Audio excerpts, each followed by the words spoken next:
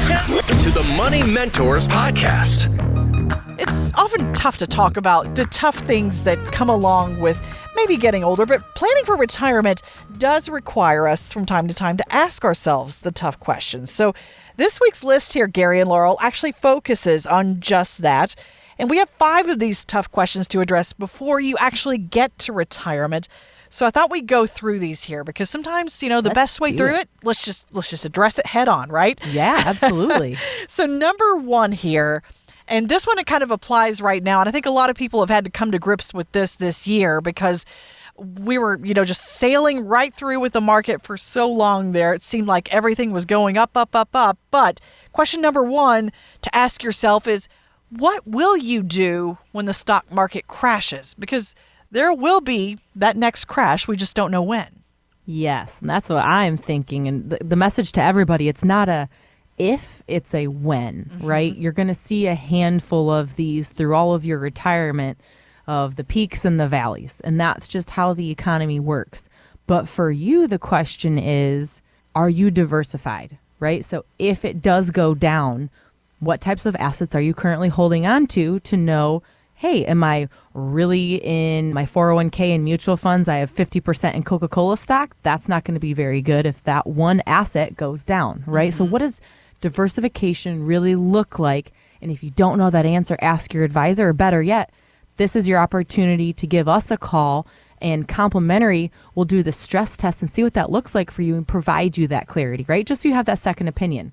But also, secondly, then, is after diversification conversation happens, next is opportunity. So when markets are up, everybody's winning. Everybody's a great advisor. When markets are down, is your advisor having a conversation with you that, you need to change your income or else you're going to take from a lost position, or hold on, it'll come back? That shouldn't be the conversation. Rather, how we have our conversations is, hey, this is an opportunity, a time to buy. It's exciting.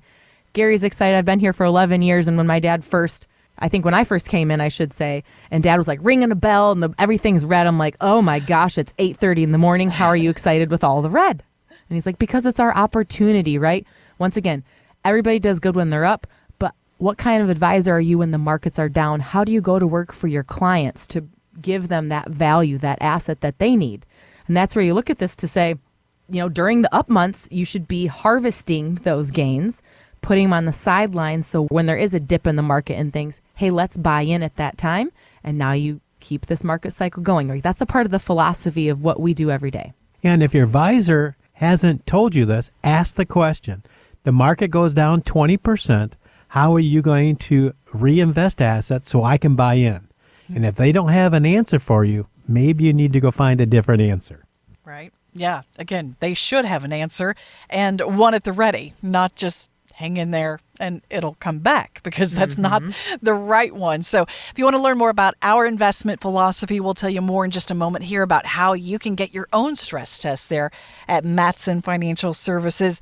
But the tough question number 2 to ask yourself about your retirement: how will you pay for your medical bills? This is a big unknown, though, so a lot of people don't even know where to start with this one. Yeah, this is the one that really touches home for me because of my mom. My mom turned in February 101 years old. Wow. And how many people say, well, how many people are going to live that long? Well, let's say you live to 87. The remarks are still going to be the same. And I'm going to share with you about this a little bit so you can kind of get a feeling of what's been going on. Okay. So in 2020, in May, exactly May 20th, I remember the exact date, I went into my daughter, Laurel, here at the office, and I said, hell just froze over. And she goes, what? And I said, look outside. And she says, yeah, it's snowing. Yeah, I said, it's May 20th. Yep. Grandma's on the phone. Listen. Hi, Mom. Yep. I'm in Laurel's office. Repeat what you just said. I'm moving back to Michigan. No joke. It was like devastating in a great way. But keep in mind, my grandma's lived in Florida for like 35 years. When Taylor and I were getting married and I wanted to go up north, or even talking about a winter wedding, love my grandma so much, but she was like, I'm not coming up where it's cold, right? I'm not coming for your wedding. Like, I'm her beloved grandchild. And she was like, nope, can't do it for you. Oh, wow. If you want me there, you got to do it when it's warm. Right? So she moves back to Michigan, gets a home here in Michigan, lives there about 2.5 years, falls, hits her head, 9 stitches in the back of her head. And now she's off to assisted living, but an apartment. They're living in an apartment. Everything's going fine, $3,000 a month. Mom falls again. Now we move her to assisted living. First Now- one was independent. Yep. Now is assisted. Yep.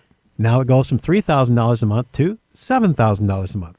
Now she's 101. We moved her twice in 1 month because now she needs memory care. One place was supposed to be the right place. We found out it wasn't. Now it's $12,000 a month. Oh, wow. Ooh. Now you're looking at that and saying, well, gee, I hope I have money to do that. There was no hope involved when it came to my mom. We had this plan.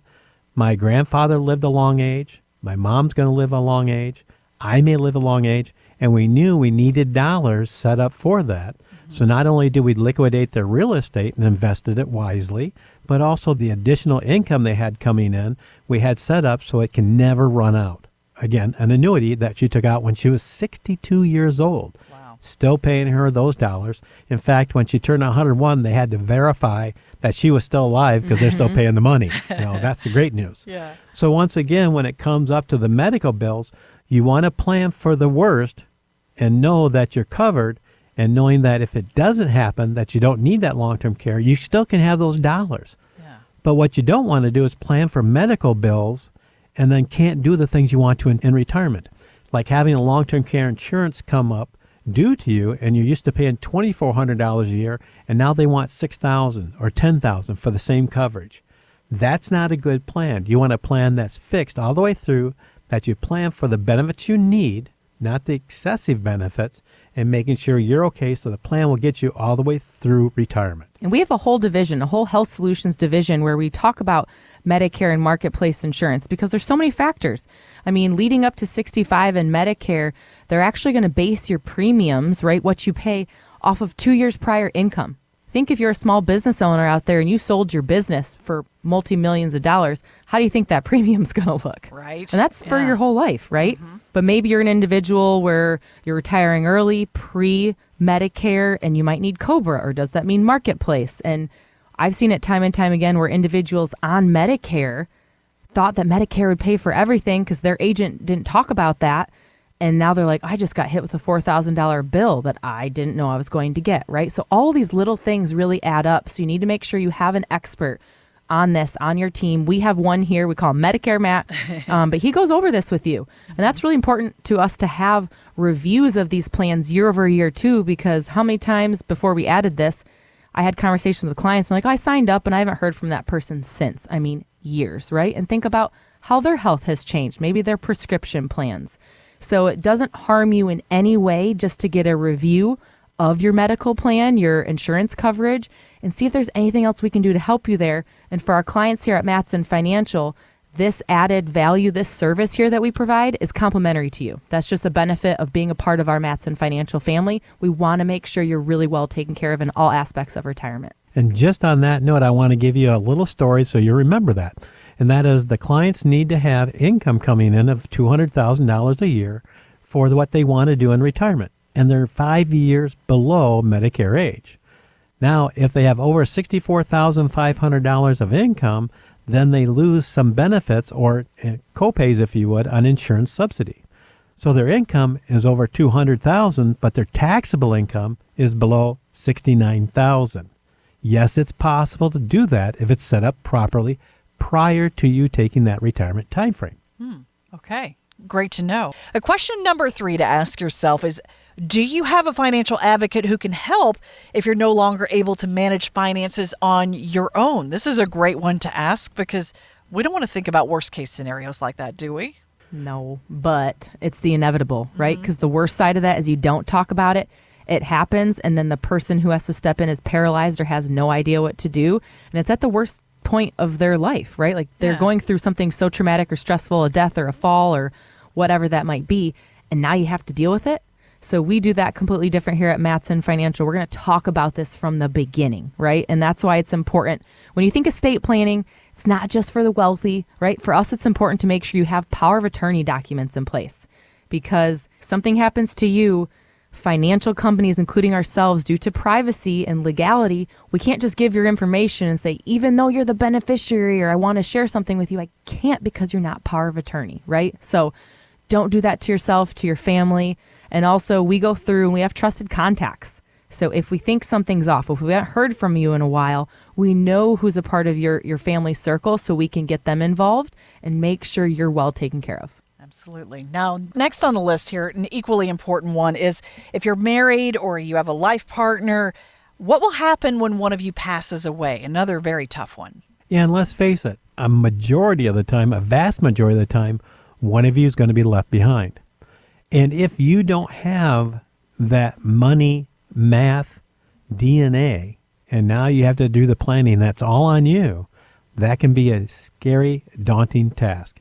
And we've seen so many mistakes of people come to us afterwards with family members and say, Dad passed away, he handled everything, Mom said that she would be fine, and she took everything out, paid the taxes on it, and threw it in CDs, and lost a third, 40, 50% of the portfolio over time. And that can be one of the worst things that can happen. It can even be a family member that, the father passed, Mom's there, Mom needs some help taking care of it, and the kids don't believe in diversified investing. So they invested all in gold. Now, gold's been on a good run lately, Sure. but before that, it's been very, very traumatic or turmoil as an asset. And is the right time to buy and sell that asset?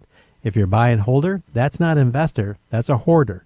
And how does that portfolio work for you? So once again, making sure that there's somebody that has that DNA in your team, not necessarily you, but in your team that you trust. You need to start that relationship before this happens, not during or after. And we have a guide or a handout called Sunset Planning that we created with some of our clients here who went through and they pre-planned all of their funeral. They took care of these things. Now, maybe you're not a huge planner, but hey, go over this document and write your items down. So then when you do pass someday, it's not left up to the kids and there's no family harmony, but rather you can know, rest assured, I made these decisions for myself so my kids or my remaining family members didn't have to preserve that harmony. Want weekly lessons from your money mentors? Yes. Hit the subscribe button now and listen every weekend on Wood Radio. The opinions expressed in this program are for general informational purposes only and are not intended to provide specific advice or recommendations for any individual or on any specific security. To determine which investments may be appropriate for you, consult your financial advisor prior to investing. Any past performance discussed during this program is no guarantee of future results. Fee-based financial planning and investment services are offered by Matson Financial Services, LLC, an SEC-registered investment advisor. Insurance products and services offered through Lakeview Financial Group, LLC, Matson Financial Services, LLC, and Lakeview Financial Group are affiliated. To find out if Matson Financial Services is licensed in your state, please call 800-536-8907.